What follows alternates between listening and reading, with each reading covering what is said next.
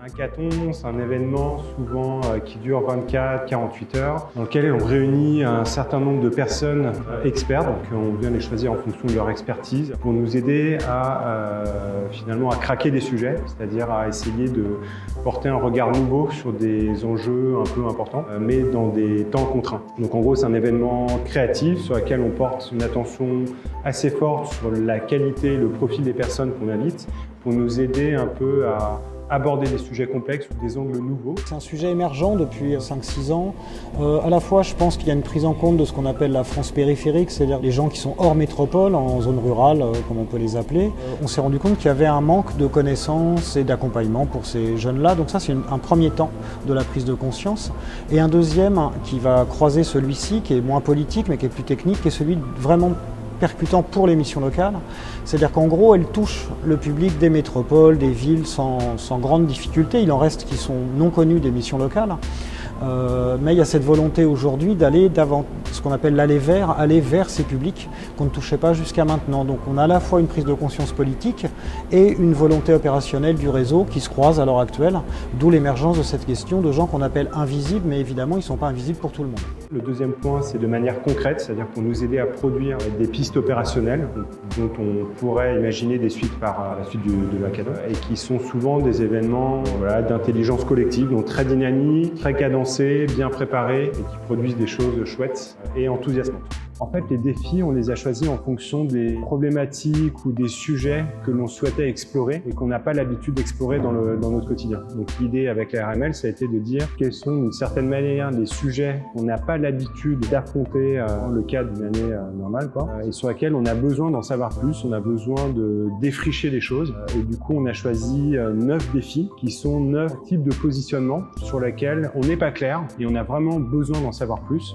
Donc voilà, ça c'est le premier point. Le deuxième point, c'est qu'on les a choisis aussi, on a un peu forcé le trait, c'est-à-dire en gros, on a proposé aux gens des scénarios, des défis un peu extrêmes, c'est-à-dire qui sont forcément, qui poussent à bout les participants, ça les pousse un peu dans leur retranchement pour qu'ils soient obligés d'être créatifs dessus et ils soient obligés de renouveler leur regard et les approches sur ces questions complexes. Donc en gros, l'intérêt du choix de ces défis, c'est de nous aider un peu à comprendre des problématiques sur lesquelles nous n'aurions pas suffisamment d'éléments à l'heure actuelle. Toutes ces personnes en retranchement, donc ils sont obligés d'inventer des solutions vraiment nouvelles. Je trouvais que c'était une bonne expérience pour rencontrer plein de gens justement, de faire plein de rencontres et de participer aussi donc à la mission locale de demain. Si je peux apporter quoi que ce soit, c'est avec plaisir. Donc, voilà. Au-delà du nombre qui est déjà très conséquent, 140 personnes réunies, il y a un nombre conséquent de jeunes et des partenaires, des gens issus de l'entreprise, des associatifs et des salariés de mission locale. Je pense que vraiment la plus-value elle est là, c'est-à-dire qu'on va croiser des regards qui sont très différents, avec des contraintes qui ne sont pas du tout les mêmes pour les uns ou pour les autres. Et là on espère en tout cas qu'il y ait un mélange de logiques porté par des acteurs différents qui va permettre de faire émerger des pistes d'action opérationnelles ou de positionnement politique pour le réseau des missions locales. Je pense qu'aujourd'hui notre société évolue et que nous avons besoin d'aller au devant des jeunes, d'aller chercher les jeunes là où ils sont pour les ramener et leur faire part de notre offre de services. Mais c'est à nous, et c'est une inversion de l'activité des missions locales, c'est à nous, missions locales, d'aller au devant des jeunes.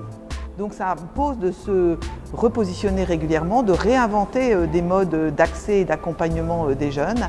Et là aujourd'hui, ce qui est formidable, c'est que les missions locales ont décidé de ne pas le faire toutes seules, mais de le faire avec leurs partenaires, de le faire avec les jeunes eux-mêmes et pour trouver des solutions nouvelles et j'ai hâte de voir ce qu'il va en sortir.